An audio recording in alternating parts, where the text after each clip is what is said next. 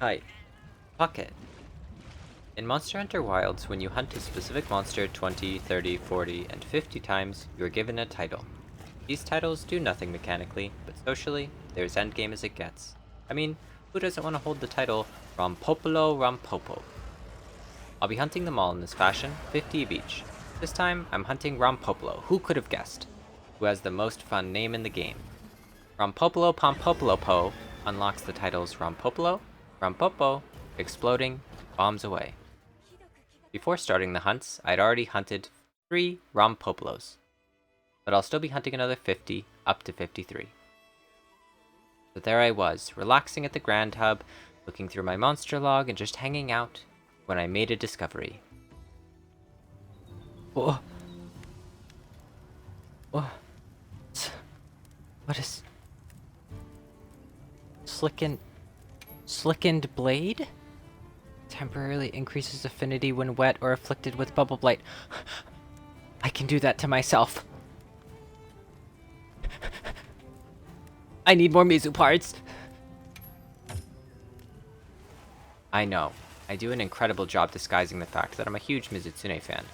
But that was me discovering that Mizutsune weapons have a unique weapon skill that increases affinity when wet, and even more when afflicted by bubble blight. So I did the only sensible thing and went out to fight a bunch of Mizus to craft the Mizu dual blades and 4 pieces of the Mizu armor to acquire the Bubbly Dance set bonus. Oh.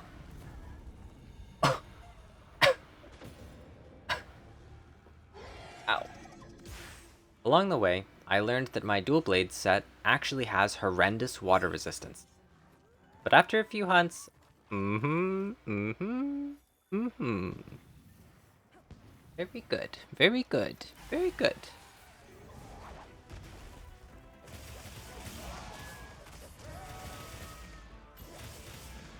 Got it, very good, very good. Now give me bubble foam.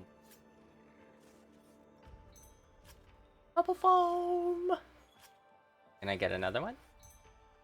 Bubble foam! Wahoo! Wahoo!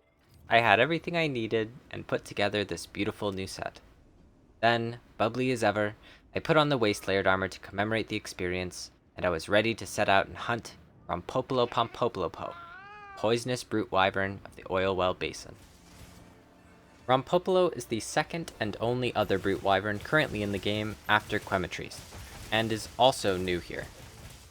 Strangely enough, our Wild's Guardian Fulgur Anjanath is not considered a brute wyvern, because it's Guardian Anjanath. Guardian monsters are considered constructs, but you count Anja, you beautiful dinosaur baby.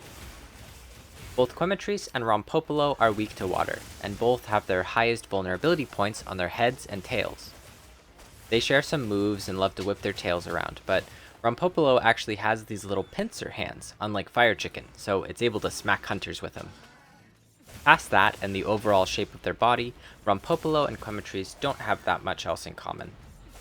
I actually began to see more similarities between Rompopolo and Baroth, an old brute wyvern who covers itself in mud. Baroth loves rolling around in the mud, which, much like how Rompopolo will roll around in the oil, and sometimes its explosions and attacks will dig up little places on the ground that can act as solid land, a lot like how Baroth's old moves could do this with the mud. Except, I'm pretty sure the mud was bad. I don't think you wanted to walk in the mud, that wasn't a good thing.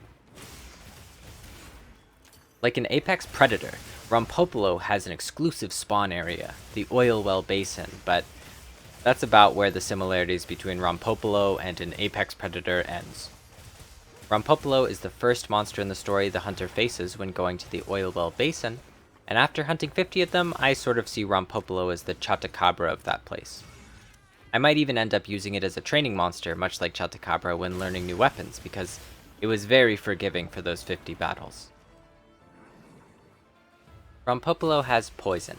Apart from the ground explosions, that's its main trick. But when it opens its mouth to shoot its poison moves, it creates a special wound. This happens on pretty much every poison move that it has. I've referenced these special wounds in previous 50 hunt videos. Chata has one on its tongue, Uthuna's face after a belly flop, and Doshagama's belly when it stands up. These special wounds only appear during certain moves, and give the hunter a much larger stagger afterwards if broken. What I didn't realize is that the game literally tells you where these special wounds are going to appear.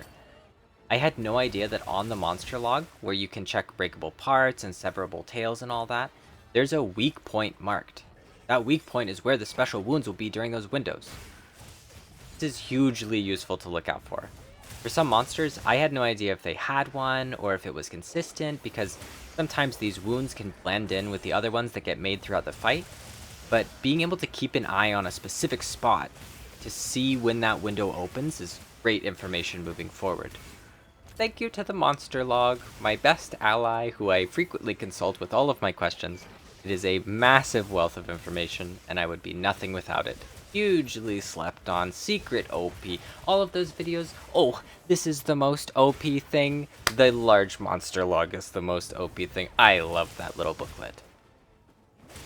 I mentioned at the start of this that I made a Mizutsune set for this fight, but I realized a few hunts in that that was kind of overkill.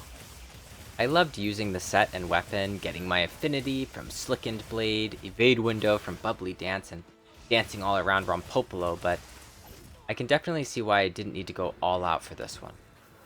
Rompopolo is a fairly simple monster. A lot of its moves and gimmicks give huge openings for the hunter to let loose their whole combo, like Chatacabra.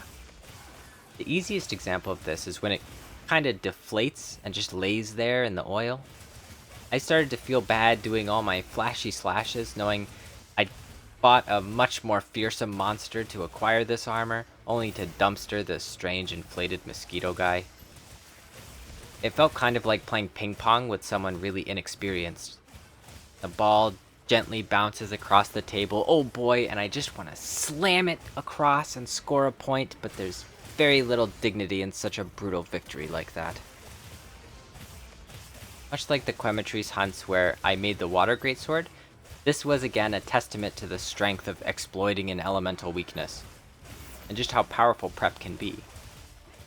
Overall, these hunts took me 2 hours and 57 minutes, which means each hunt averaged out to around 3 minutes and 54 seconds. Much shorter than the Uthduna hunts, and one of my shortest times ever. With the help of a sharp water weapon against an already fairly weak monster, these hunts flew by, and I'd hunted them all before I knew it. Admittedly, it took me a little longer than 2 hours and 57 minutes, and this is how it always is with the 50 hunts, because that cuts out the time between hunts, time carving, time refreshing items, etc. But I realized that the act of putting together a wish list for the Mizu build and collecting the Mizu parts and piecing it all together actually ended up taking a fairly comparable amount of time, 1.5 hours. Once more, a show of how fierce preparation can make a huge difference. The time it took for me to hunt 25 Rompopolos was the same amount of time it took for me to hunt a couple Mizus and put the build together. In the end, I gathered 466 hides, 238 claws, 225 spotted poison hides, 152 toxin sacks, 114 Rompopolopompopolopolo beaks, 90 certificates, and 32 wyvern gems.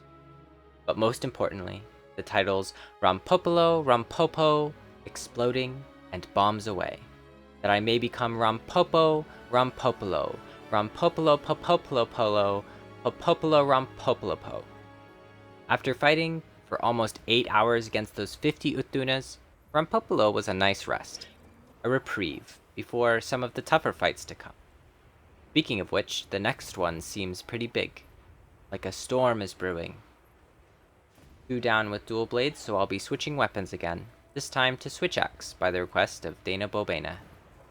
Hopefully, I can pick up some tricks before I get absolutely decimated by this next target. Thank you for watching, good luck fellow hunters, and goodbye.